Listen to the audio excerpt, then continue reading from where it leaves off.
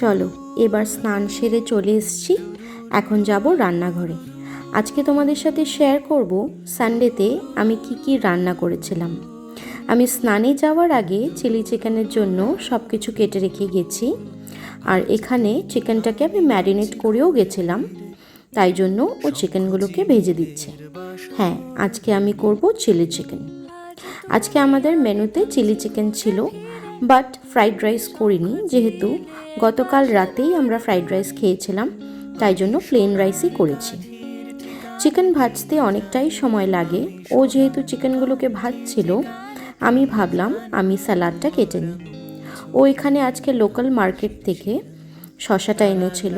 এটা একদমই লোকাল, খেতে খুবই ভালো ছিল। এখানে শুধু শসা, পেঁয়াজ, কাঁচা লঙ্কা আর লেবু, গোলমরিচ, নুন আর একটু সর্ষের তেল দিয়ে আমি স্যালাডটা বানিয়েছিলাম। আমাদের দুজনের জন্যই বানিয়েছি, তাই জন্য খুব বেশি বানাইনি।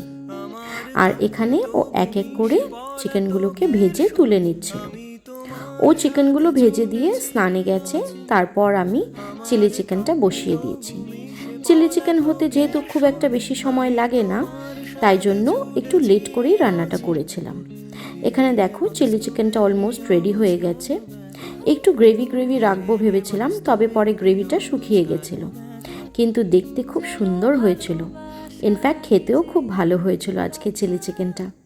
আমি যখনই চিলি চিকেন বানাই ও খুব ভালো খায়।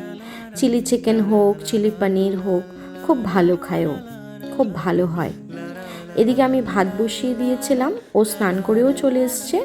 তারপর আমি বেগুনগুলো ভেজে নিচ্ছিলাম। আজকে যতটুকুই সবজি এনেছিল সবটাই লোকাল ছিল। এই যে বেগুনটা আমি ভাজছি, বেগুনটা খুব একটা গোল বেগুন যে হয় সেগুলো ছিল না, চিকন চিকন লম্বা লম্বা বেগুনগুলো ছিল, তবে খুব টেস্টি ছিল খেতে। এগুলো ও আমাকে দেখিয়ে দিয়েছে এভাবে, মানে সরু সরু করে কাটতে। আমি কেটে একটা ঠিক বেসনের ব্যাটার বানিয়ে ওটাকে আমি তেলে ভেজে নিয়েছিলাম। এটা সেম তেলটা যেটাতে আমরা চিকেন ফ্রাই করেছিলাম।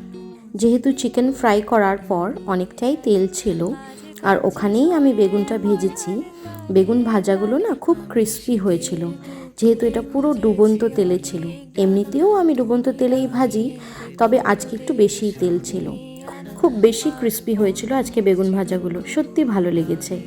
আমি জেনারেলি খুব একটা বেগুন ভাজা পছন্দ করি না, ওর জন্য আমার করতে হয়, কারণ ওর কিছু একটা ভাজা লাগে, আর বেগুন ভাজা ওর খুবই প্রিয়।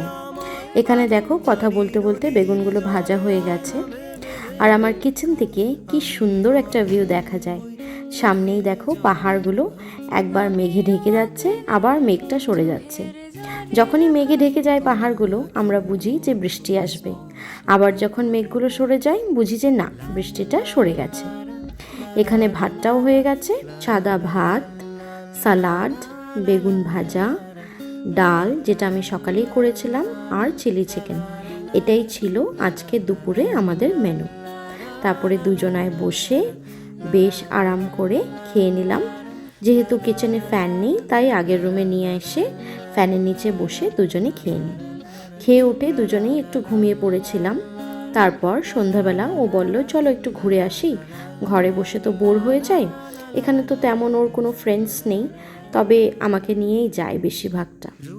আমি এখানে রেডি হয়ে নিচ্ছিলাম একদমই সিম্পলভাবে, জাস্ট একটা জিন্স পরেছি, টি শার্ট পরেছি, আর একটু লিপস্টিক পরেছি। লিপস্টিক না পরলে না ঠিক কেমনটা যেন লাগে, এই জন্য আমি লিপস্টিকটা সবসময় পরি বাইরে গেলে। ইনফ্যাক্ট ঘরেও পরি কখনো কখনো, আমার ভালো লাগলে হ্যাঁ আমি পরি। হয়তো অনেকে হাসবে, বাড়িতে গিয়ে লিপস্টিক পরে, আমি পরি। যখন আমার ভালো লাগে আমি পরি, আমার সাজতে ভালো লাগে তাই আমি সাজি। এখানে দেখো লিপস্টিক দিয়ে আমি একটু ব্লাশ অনও লাগিয়ে নিলাম, তারপর পরে নিলাম একটা ঘড়ি। বাস, আর কি চাই, শুধু তো একটু রাইড করেই চলে আসবো, আর কিছুই না। বাইরে মানে ওই জাস্ট রাস্তায় এদিক ওদিক একটু ঘুরে বেড়াবো, যদি কিছু মনে হয় একটু খাবো, আর না হয় এমনিই চলে আসবো। তবে আজকে আমরা কিছু খাইনি, আমরা এমনিই ঘুরে চলে এসেছি, কারণ আমাদের লাঞ্চটা আজকে একটু দেরি হয়েছিল। দুজনেরই খিদে ছিল না সেরকম, তবে ও বলেছিল বাইরে কি তুমি কিছু খাবে। ওখানে না সেরকম বাইরে যে স্টল হয় না চাটের, সেরকমটা দেখিনি আমি কখনো। তবে আজকে একটা দোকানের খোঁজে আমরা গেছিলাম, তবে দোকানটা আজকে বন্ধ ছিল, তাই জন্য আমরা খাইনি আর অন্য কোথাও। এখানে দেখো রাস্তাগুলো খুব ভাল লাগে, সকালে হোক বা রাত্রে বেশ সুন্দর একটা হাওয়া চলে, ভাল লেগেছে। চলো আজকে তাহলে এই পর্যন্ত, দেখা হবে আবার একটি নতুন ব্লগে নতুন একটি স্টোরির সাথে। তোমরা সবাই ভালো থেকো, টাটা, বাই বাই।